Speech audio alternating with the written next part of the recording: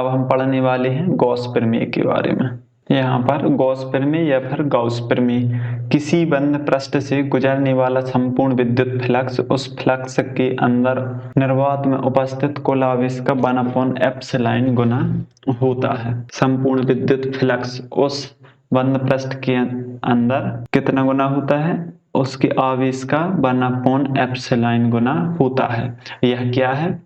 Gauss प्रमेय है। अब यहाँ पर सबसे पहली बात आती है कि बंद पृष्ठ है क्या? बंद पृष्ठ या फिर दूसरा आता है खुला पृष्ठ। यदि हम कोई भी चीज लें 2D डायमेंशन में, जैसे हमने लिया था एरिया, यहाँ पर जैसे हमने लिया एरिया, इस स्क्वायर का एरिया, तो यह एक क्या है? खुला पृष्ठ है। ये एक खुला पृष्ठ है। यदि हम क्यूब लें तो यह एक क्या है? क्यूब एक बंद पृष्ठ है। तो ये कहलाते हैं खुला पृष्ठ और बंद पृष्ठ। कोई 2D है तो वह एक खुला पृष्ठ है, और एक 3D है तो वह क्या है? एक बंद पृष्ठ है। अब यहाँ पर फ्लक्स बराबर φE/S और यहाँ पर डेल S वेक्टर में है, ये सभी इज इक्वल टू Q/E। ये है गॉस प्रमेय का सूत्र। अब हम इसको यदि व्युत्पन्न करें तो देखते हैं हम इसको किस प्रकार से व्युत्पन्न कर सकते हैं। यहाँ पर एक गाउसीय पृष्ठ लिया गया है जिसकी त्रिज्या यहाँ पर स्मॉल r है, और इससे गुजरने वाला इसका विद्युत क्षेत्र E है, और इस पर आवेश Q रखा गया है, और इसके बिंदु P पर ये क्या है? ये पृष्ठ है, और ds क्या है? एक सरफेस है। यहाँ पर ये इसका सरफेस गोल भी हो सकता है और कुछ और शेप में भी हो सकता है।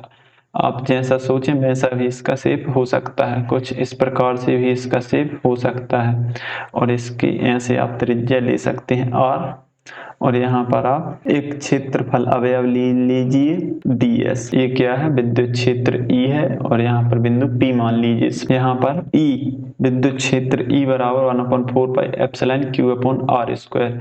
ये होगा विद्युत क्षेत्र, और इसको हम समीकरण 1 नाम दे देंगे। यहाँ से क्षेत्रफल अवयव ds से गुजरने वाला विद्युत फ्लक्स, यानी कि हमने इस पृष्ठ को छोटे छोटे टुकड़ों में बांट दिया है। यहाँ पर एक ये टुकड़ा है, कुछ इस प्रकार से ये टुकड़ा है, तो हम यहाँ पर टुकड़ों में हमने बांट दिया है। टुकड़ों में बांटने के बाद हम एक टुकड़े के कारण विद्युत फ्लक्स ज्ञात करेंगे, फिर उन टुकड़ों को जोड़ देंगे तो हमारे पास निकल आएगा संपूर्ण विद्युत फ्लक्स।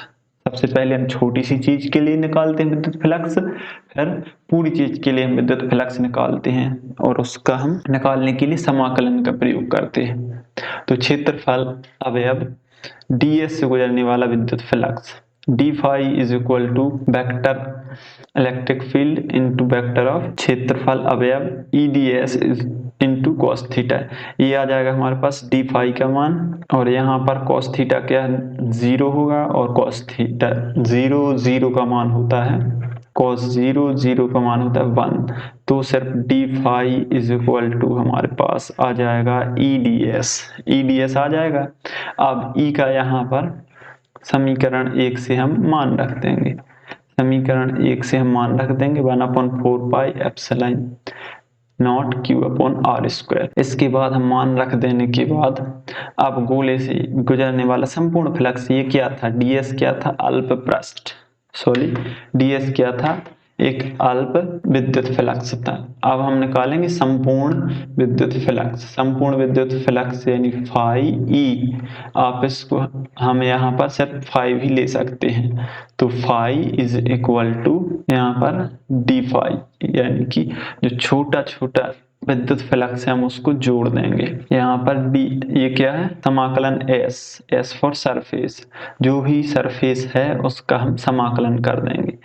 तो यहाँ पर phi is equal to integration of उस पृष्ठ का समाकलन हो जाएगा, और यहाँ पर हम सबसे पहले क्या रख देंगे? d phi का मान रख देंगे समीकरण 2 से।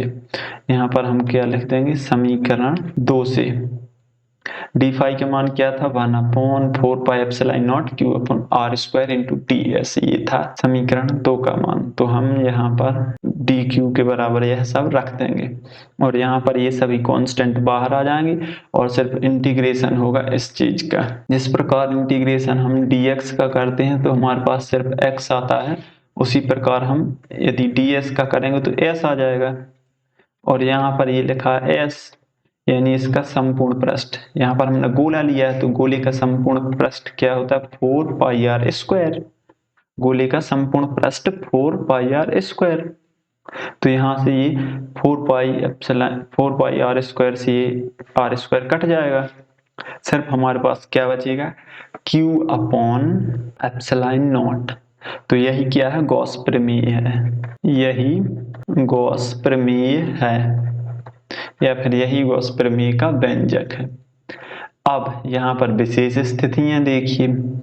विशेष स्थितियां यानी कि यदि उस बंध पृष्ठ के अंदर कई आवेश उपस्थित हों, एक से अधिक आवेश उपस्थित हों, Q1, Q2, Q3 and so on, तो फिर फ्लक्स क्या होगा, तो फ्लक्स होगा सिग्मा Q और यहाँ पर 1/ε। तो यह होगा किस स्थिति में, अनेक आवेशों की उपस्थिति में, यदि अनेक आवेश क्या है उपस्थित हैं। अब यहाँ पर दो आवेश हैं, कितने आवेश हैं, दो आवेश हैं, एक Q1 और Q2।